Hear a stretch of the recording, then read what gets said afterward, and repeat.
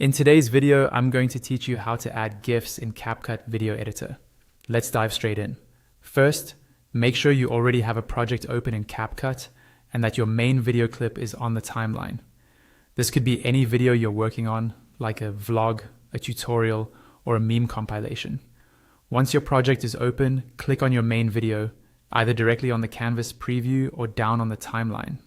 As soon as it's selected, you'll see a floating toolbar appear on the canvas. On that toolbar, look for the option that lets you add an overlay.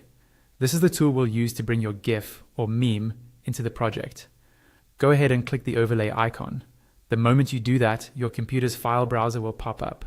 From here, simply navigate through your folders until you find the GIF file you want to add.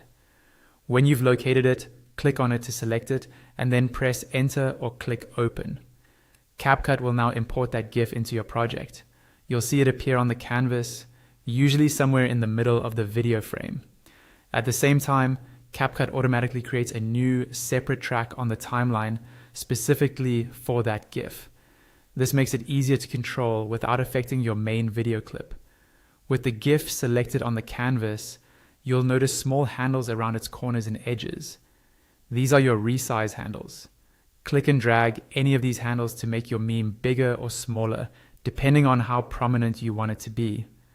You can also click inside the GIF and drag it to reposition it anywhere on the screen. The top corner, bottom center, or wherever best fits your design and doesn't cover important parts of your video. Next, let's control when the GIF appears and how long it stays on screen. On the timeline, find the overlay track that holds your GIF. Click on the clip and drag it left or right along that track to choose the exact moment in your video when the GIF should show up. To adjust its duration, hover your mouse over the beginning or the end of that GIF clip until you see a trim icon. Then click and drag outward to make it last longer, or inward to make it shorter. And that's it.